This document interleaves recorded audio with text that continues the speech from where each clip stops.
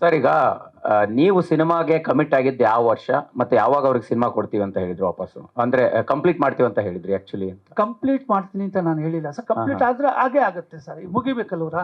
Actually ಇವತ್ತು ಕನ್ನಡ ಚಿತ್ರರಂಗದಲ್ಲಿ professionally ಪ್ರೊಡ್ಯೂಸರ್ಸೇ cinema ಮಾಡೋದು ತುಂಬ ಕಷ್ಟ ಸರ್, ತುಂಬ ಕಷ್ಟ ಇದೆ. ಎಲ್ಲೋ ಹೌದು, ಅದಕ್ಕೆ ಅಷ್ಟು ಕಷ್ಟ ಇದೆ. ಒಬ್ಬ ನಿರ್ಮಾಪಕರಿಗೆ ಕೋಟಿ ಕೋಟಿ ಬಂಡವಾಳ ಹಾಕ್ತಾ ಇದ್ದಾರೆ. ನೀವು ಕೂಡ ಇಷ್ಟು ವರ್ಷದಿಂದ ಸಿನಿಮಾಗಳು ಮಾಡಿದಿರಿ, ಬಟ್ ಅಂದ್ರೆ ಒಂದು ಪ್ರಾಪರ್ ಆಗಿ ಆಗಿದ್ರೆ ಈ ರೀತಿ ಸಮಸ್ಯೆ ಆಗ್ತಾ ಇರ್ಲಿಲ್ಲ ಅನ್ಸುತ್ತಾ? ಡಿಲೇ ಆಗಿರೋದಕ್ಕೆ ಈ ಸಮಸ್ಯೆ ಆಯ್ತಾ ಅಂತ?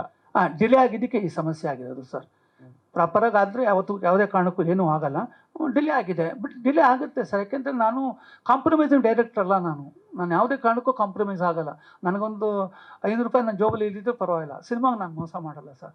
ಆ ಒಂದು ಇದಕ್ಕೆ ಸಿನಿಮಾನು ಆ ಲೆವೆಲ್ಗೆ ಮಾಡಿದ್ದೀವಿ ಸರ್.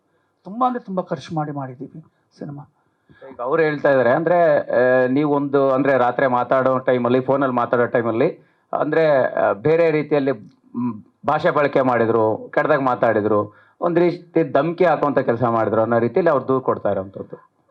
ಅನ್ನ ತಿನ್ನೋರು ಯಾರೂ ಆ ಕೆಲಸ ಮಾಡಲ್ಲ ಸರ್. ಆಮೇಲೆ ನಾನು ಕಾಸಿಸ್ಕೊಂಡಿದ್ದೀನಿ, ಇವತ್ತು ಹೂ ಅಂತ ಇದ್ದೀನಿ.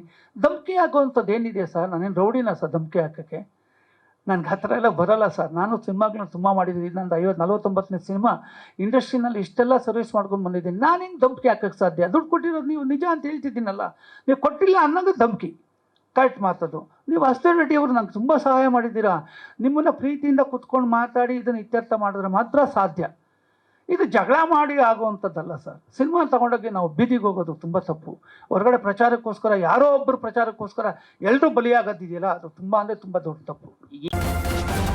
ನ್ಯೂಸ್ ಫಸ್ಟ್, ನಿರ್ಭೀತಿಯಿಂದ ನಿಮ್ಮ ಪರವಾಗಿ.